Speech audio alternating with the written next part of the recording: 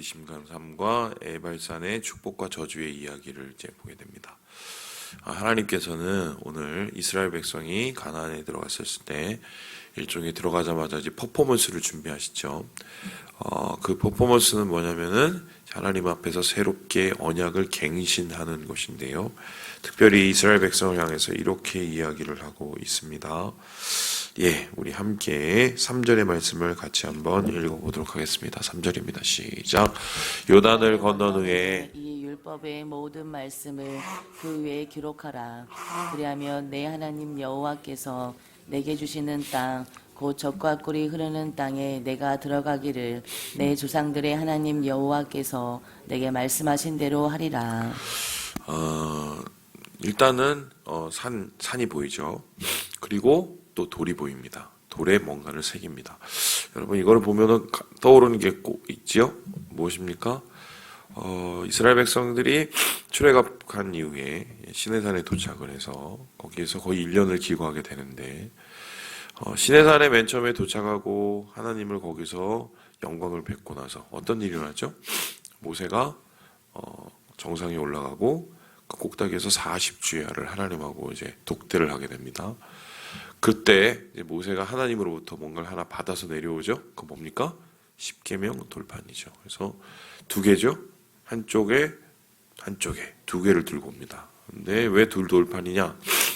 신학자들은 생각하기를 한쪽에는 1계명부터 4계명까지 하나님에 관한, 인간과 하나님에 관한 수직적인 계명을 얘기한다면 한쪽 돌판에는 5계명부터 10계명까지 사람과 사람 사이의 수평적인 이 관계에 하나님의 명령을 이제 새겨서 오게 되는 것이죠.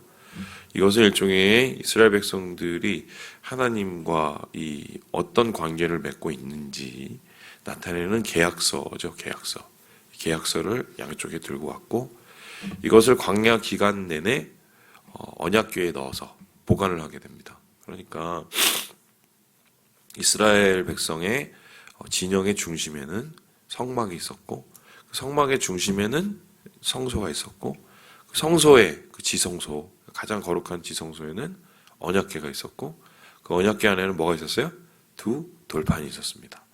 그러니까 이 두 돌판이라는 것은 이스라엘 백성들이 광야 생활 40년 동안 하나님의 말씀과 동행했다는 것이고 또 하나님의 언약을 맺은 백성, 이스라엘의 일종의 정체성과 같은 것이었습니다. 그런데 이것을 이제 강 건너 요단강을 가게 되면 물론 하나님이 주신 이 언약궤도 보관을 해야 되고 또한 그들의 성막도 이제 나중에 성전으로 지어지지만 그것 말고 이제 실제적으로 가서 돌을 큰 바위에다가 이제 뭔가를 새기는 뭐 이런 예식이 이루어지게 됩니다. 왜 그러면 똑같은 거의 비슷해 보이는 것을 조금 다르긴 하지만 두 번이나 할까요? 이게 되게 중요한 건데 모세가 시내산 꼭대기에 갔었을 때 두 돌을 가지고 내려오는 것을 1세대는 봤단 말이에요. 광야 1세대. 근데 그 광야 1세대가 40년 동안 광야 생활을 하면서 어떻게 됩니까? 다 죽죠. 그러면은 이제 광야 2세대 거기에서 태어나거나 혹은 거기에서 대부분 자랐던 사람들은 잘 모릅니다. 듣기는 했죠. 이제 그것을 다시 한번 재현해서 이 사람들한테는 하나님과의 언약을 갱신하는 의미가 되는 것입니다. 그런데 여기서 중요한 것은 무엇입니까? 몇 가지 좀 차이점이 있어요. 그 차이점이 뭐냐? 우리 함께 4절의 말씀을 같이 한번 읽어보도록 하겠습니다. 4절의 말씀입니다. 시작. 너희가 요단을 건너거든 오늘 너희에게 명령하는 이 돌들을 에발산에 세우고 그 위에 석회를 바를 것이며. 지금 에발산에다가 이 돌들을 이렇게 세워라. 어떻게 이 돌들을 세웠을까요? 제 생각에는 말씀을 하나하나씩 적어서 10개를 세웠는지 얼마 세웠는지 모르겠지만 중요한 것은 하나님께서 맨 처음에 모세에게 주셨던 것은 하나님이 직접 새기죠. 직접 새겨서 그 돌들을 주셨죠. 근데 지금 이 돌들은 하나님이 직접 새기는 게 아니라 누가 새깁니까? 이스라엘 백성이 새기는 겁니다. 이스라엘 백성이. 그렇다면은 어떤 의미가 되겠어요? 하나님이 새긴 것을 위로부터 우리가 내려왔죠. 이것은 계약서죠. 하나님의 계약서죠. 이거를 이스라엘 백성이 직접 다시 작성을 해서 그들이 이제 실천하겠다는 의미를 뜻하는 겁니다. 그래서 하나님께서는 이제는 이 돌들이 그 산에 지정해서 이렇게 세워지고 그 위에 석회를 발라서 더 뚜렷하게 보이게 만들어서 이제 그들이 직접 새긴 그 돌들의 계명을 지켜나가기를 원하시는 뭐 이것을 보게 되는 것입니다. 그래서 이 돌들 역시 사실 이렇게 두 가지의 개념이 오게 되는데요. 6절을 보면요. 이게 나옵니다. 여호와께 번제를 드려라. 이건 뭐냐면 돌들을 쌓고 돌들을 새긴 다음에 하나님과의 수직적인 관계를 거기서 다시 회복하라는 거지요. 그리고 나서는 7절에 어떻게 얘기 나옵니까? 화목제를 드려라 라고 합니다. 화목제가 뭐냐면은 하나님 앞에 제사를 드린 것을 거기 하나님과 화목하게 되고 그 제물을 같이 예배를 드린 사람들이 나눠 먹는 거예요. 그럼 이거는 이웃과 함께 드리는 수평적인 화목의 예배거든요. 그러면 똑같이 그러니까 모세가 십계명 돌판을 받은 것과 똑같이 이 에발산에 새긴 그 돌들조차 어떻게 해요? 하나님 앞에서 수직적인 관계, 수평적인 관계, 그러한 하나님의 언약과 계명을 지켜나가는 똑같은 것이 이제 더 확대되는 이 모습을 보게 됩니다. 그러니까 직접 새기고 이것을 하나님께서 더 확대시키고 이 얘기가 나오는데요. 그리고 나서는 하나님께서 이렇게 이야기를 하시는데요. 예, 우리 함께 26절을 한번 같이 볼까요? 26절의 말씀을 같이 한번 읽어보도록 하겠습니다. 시작. 이 율법의 말씀을 실행하지 아니하는 자는 저주를 받을 것이라 할 것이요. 모든 백성은 아멘할지니라. 하나님께서 특별히 이 돌들을 세우게 하시면서 한 가지 퍼포먼스를 하게 하시는데 한쪽에는 그리심산, 한쪽에는 에발산, 지파들을 12지파들을 나눠서 이렇게 세우게 만들죠. 이것을 어떻게 이렇게 해석을 할까? 여러 가지 해석이 있어요. 무슨 소리냐? 12절에 보면 이런 게 나옵니다. 시몬, 레위, 유대, 이사갈, 요셉, 베냐민. 이 사람들은 그리심산에 세워라. 이건 축복의 산이다. 그럼 왜 이 사람들은 여기 갔을까? 일단 요셉, 베냐민, 야곱이 사랑했던 두 아들이죠.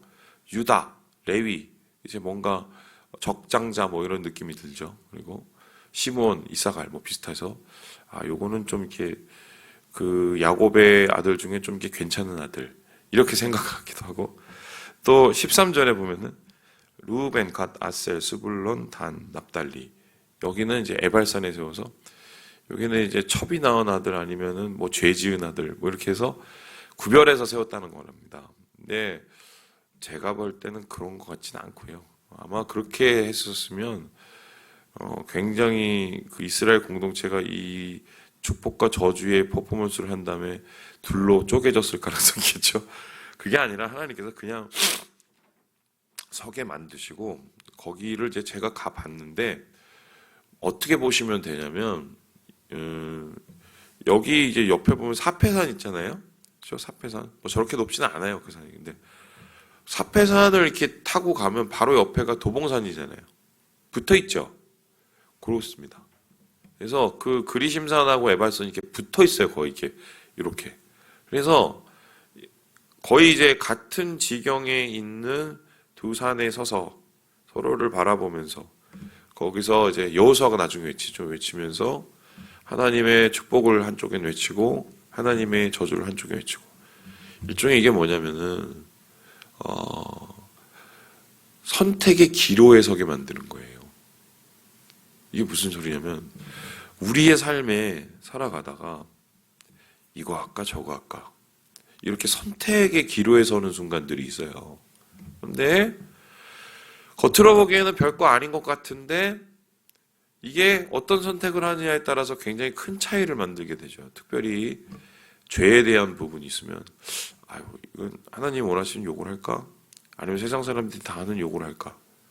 이런 선택의 기준에 서서 소위 말해서 하나님의 것을 선택하는 것하고 세상의 것을 선택하는 그러한 그 선택이 겉으로 보기에는 별거 아닌 것 같지만 나중에는 얼마나 대단한 큰 차이를 보이는지를 하나님께서 직접 이스라엘이 그 퍼포먼스를 통해서 깨닫게 하는 거예요. 바로 옆 산인데 한쪽은 축복의 산이 되고 바로 옆 산인데 한쪽은 저주의 산이 돼요.